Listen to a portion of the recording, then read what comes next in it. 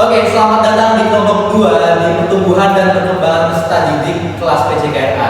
Dan di mana di sini kita akan berbincang tentang pertumbuhan masa sebelum lahir atau bisa disebut prenatal period, juga masa bayi, babyhood, dan masa kanak-kanak childhood. Nah, sebelum kita masuk ke pembahasan nih, tentu pada kepo nih kan, siapa aja nih kakak-kakak yang ada di depan saya nih. Coba dong kenalan dulu dari yang duduk sebelah sana. Oke, hai, perkenalkan nama saya dari Hanisa dengan NIM 226011241 Halo guys, perkenalkan nama aku Winda Aulia, NIM 2260124112. Hai, aku Stevi Aurelia dengan NIM 2260124126. Ayo, saya sudah tadi Darmawan, tim 22601241 Oke, dan saya sendiri Ilyas Rahmat NIM 2260124124, yang mana di sini saya akan menjadi host pada podcast hari ini.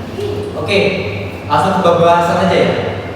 Kita di sini akan berbincang, akan membahas sebuah tentang pertumbuhan masa sebelum lahir atau prenatal period, terus masa bayi, babyhood, dan juga masa kanak-kanak. Oke, kita tahu bahwa kita semua sudah melewati masa-masa tersebut ya, atau ada yang belum melewati nih? Oke, langsung dari pembahasan. Menurut Kak Reni, dari masa pertumbuhan sebelum lahir itu maksudnya itu gimana menurut Kak Reni? Oke, masa pertumbuhan sebelum lahir atau biasa disebut dengan prenatal period itu merupakan periode awal perkembangan manusia yang dimulai sejak konsepsi, yakni ketika ovum wanita dibuahi oleh sperma laki-laki sampai dengan waktu kelahiran seorang individu. Jadi prenatal period ini ada 3 periode lagi. Yang pertama itu ada periode germinal yang berlangsung selama 2 minggu setelah fertilisasi, dan yang kedua itu ada periode embryonik yang berlangsung dari 2 sampai 8 minggu, dan yang terakhir ada periode fetal yang berlangsung dari 2 sampai 7 bulan setelah pembuahan. Oke, di masa pertumbuhan sebelum lahir ini tentu ada faktor-faktor yang mempengaruhi kan? Menurut Kak Linda, faktor-faktor yang mempengaruhi itu apa aja sih dalam masa ini? Kalau menurut saya sendiri itu faktor-faktor yang mempengaruhi perkembangan prenatal, yaitu yang pertama ada faktor teratogen, yang kedua ada faktor ibu, faktor ayah, dan yang terakhir ada faktor lingkungan. Oke, jelas ya. Kan dari tadi di perkembangan peserta didik ini kan kita membahas pertumbuhannya. Dari pertumbuhan masa sebelum lahir, terus kita lanjut ke masa bayi. Nah, menurut Kak Stevi nih, di masa bayi atau babyhood ini itu maksudnya di masa yang seperti apa sih? Semua orang kan tahu kalau masa bayi itu diartikan sebagai kurun sejak lahir hingga umur 1 tahun atau 12 bulan. Nah, di masa bayi atau infansi ini dibagi menjadi 2 periode. Ada yang neonatal dan masa postneonatal. Yang masa neonatal sendiri itu dibagi menjadi 2. Yang pertama dini itu dari umur 0 sampai 7 hari. Yang kedua ada lanjut dari umur 0 sampai 28 hari. Terus masa bayi ini selama 12 bulan pertama setelah kelahiran, pertumbuhan berlangsung lebih cepat dibanding masa-masa sesudahnya. Jadi kayak masa kanak-kanak itu nggak terbilang cepat seperti masa di bayi gitu. Nah, sebelum lahir ini, kalian tahu nggak kalau masa bayi itu sebenarnya masa dasar?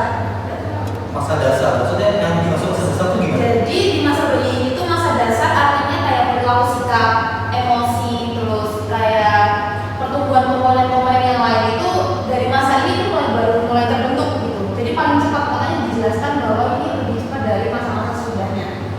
Terus di masa bayi ini terdapat perkembangan fisik dan perkembangan motorik. Yang di fisik sendiri ada dari berat badan, tinggi, terus ada gigi, tulang. Kalau yang motorik itu kayak bayi mulai bisa tersenyum, terus mungkin membuka mulut kalau orang tuanya ngajak ngobrol gitu. Kayak nangis termasuk gitu ya? Sambil bilang mama. Mungkin yang selanjutnya kayaknya perkembangan bisa dijelaskan di masa bayi. Oke. Setelah masa bayi ini kan lanjut ke masa kanak-kanak dong, atau bisa disebut childhood. Coba nih menurut Kak Firda tadi nih yang belum memberikan spekulasi, coba jelasin dong apa yang disebut dengan masa kanak-kanak. Oke, masa childhood itu lanjutan dari masa babyhood ya. Jadi di masa kanak-kanak ini dibagi jadi 2 juga. Ada masa kanak-kanak awal dan masa kanak-kanak akhir. Masa kanak-kanak awal itu dari 2 tahun sampai 6 tahun, dan masa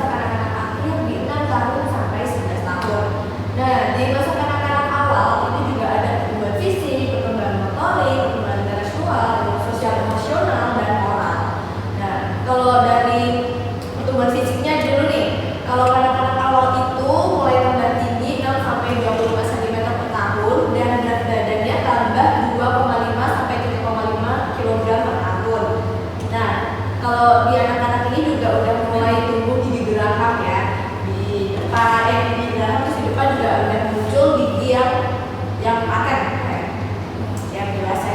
Terus kalau perkembangan motorik itu dari 1,5 sampai 3,5 tahun itu udah mulai mandiri ya, udah belajar mandiri pakai baju sendiri, mulai sisiran sendiri, ikat tali sepatu sendiri gitu. Terus kalau 5 sampai 6 tahun itu udah bisa kayak lempar tapak bola, pakai gunting, udah bisa main tanah liat, mewarnai gitu. Nah kalau di perkembangan intelektual itu ada perkembangan kognitif dan bahasa dan bicara. Kalau di kognitif itu jadi anak-anak masih berpikir secara abstrak. Kalau bahasa itu jadi anak-anak itu mengimitasi dari lingkungan sekitarnya. Jadi kenapa kalau anak-anak itu kalau orang tuanya yang pakai bahasa Inggris, pasti anak-anaknya juga pakai bahasa Inggris gitu kan. Nah, kalau perkembangan moral itu anak-anak baru mulai memahami konsep keadilan, kejujuran, kewajiban dan baik buruk. Terus masuk ke masa anak-anak akhir di 6 sampai 11 tahun. Ini juga ada fisik, kognitif, berbicara, moral gitu. Dan kalau fisik ya lebih tinggi, lebih berat, lebih kuat gitu ya. Kalau kognitif anak yang 6 sampai 11 tahun itu udah mulai berpikir lebih konkret. Terus kalau di berbicara tentu udah lebih tertata ya, udah lebih tertata, terkendali. Dan di moral itu anak-anak udah bisa memahami aturan-aturan dan norma-norma. Dan udah mulai minat membaca, udah suka bermain dengan mencari teman sebaya juga. Seperti itu. Jadi di masa kanak-kanak ini cukup apa ya, banyak hal yang banyak banget yang diperbincangkan.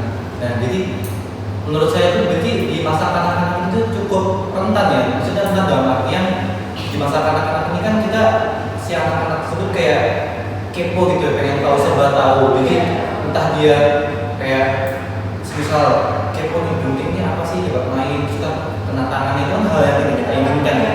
Nah menurut kalian tuh bagaimana sih biar di masa kanak-kanak ini biar nggak rentan terhadap hal yang tidak kita inginkan? Mungkin saya akan menjawab ya.